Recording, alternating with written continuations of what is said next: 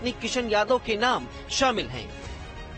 मुख्य आरोपी की गिरफ्तारी के बाद मधुकर है तो पूरी तरह से एसआईटी की जो जांच चल रही है और एपी सिंह बता रहे हैं कि देव प्रकाश मधुकर हमने खुद ही सरेंडर किया है, पुलिस ने नहीं है।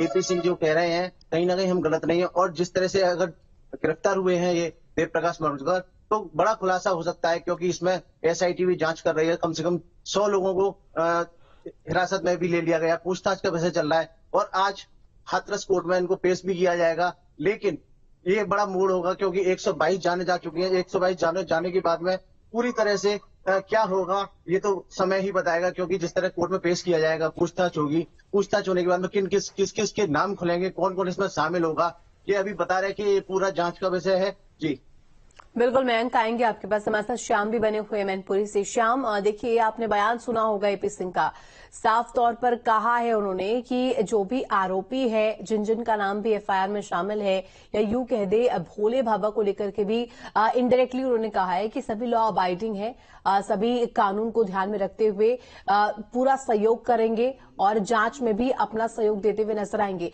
लेकिन अगर कहा जाए, क्योंकि अब मधुकर को अरेस्ट कर लिया है, गिरफ्तारी हो चुकी है, लगातार ये कहा जा रहा है कि अब मधुकर बोलेगा और राज खुलने वाले हैं।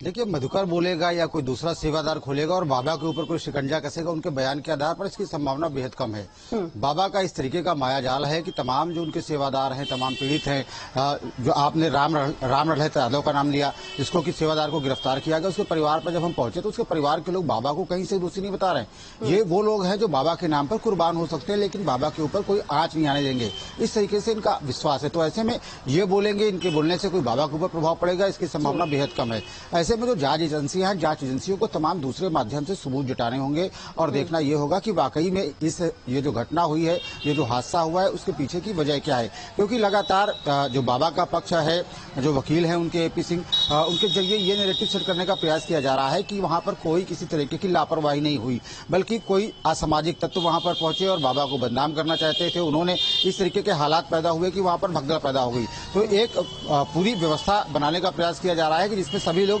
एक रास्ते पर एक ही बयान दे। क्योंकि राम लड़त यादव के परिवार के पास हम पहुंचे थे तो उनका भी यही कहना था कि उनकी जो तैनाती थी वो आश्रम से काफी दूर पर थी, जहां पर सत्संग हो रहा था उस स्थल से काफी दूर पर थी। वो लोगों को नियंत्रित करने का काम कर रहे थे। उनको तो जानकारी ही तब हुई थी कि जब वो बस के द्वारा घर पर अपने वापस आ गए, तब उन्हें जानकारी हुई कि वहां पर कोई हादसा हुआ था। तो वही दूसरी तरफ एपी सिंह का बयान यह है कि वहां पर कुछ ऐसे लोग मौजूद थे जिन्होंने ऐसे हालात पैदा किए, असामाजिक तत्व थे, जिसकी वजह से ये पूरा हादसा हुआ और यही उस पूरे हादसे के लिए दोषी हैं।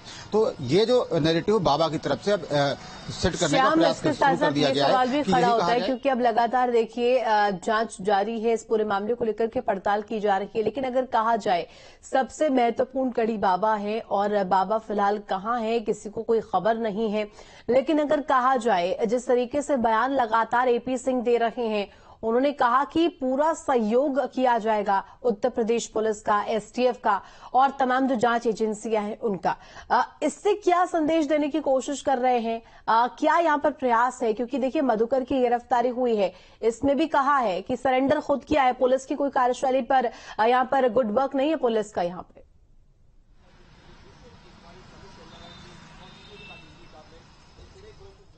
देखिए, पुलिस अपनी तरफ से लगातार काम कर रही है। भाई एपी सिंह लगातार ये कहने का प्रयास कर रहे हैं कि बाबा और उनकी जो पूरी टीम है वो कानून को मानने वाली है, किसी भी तरीके से कानून का उल्लंघन करने वाली नहीं है।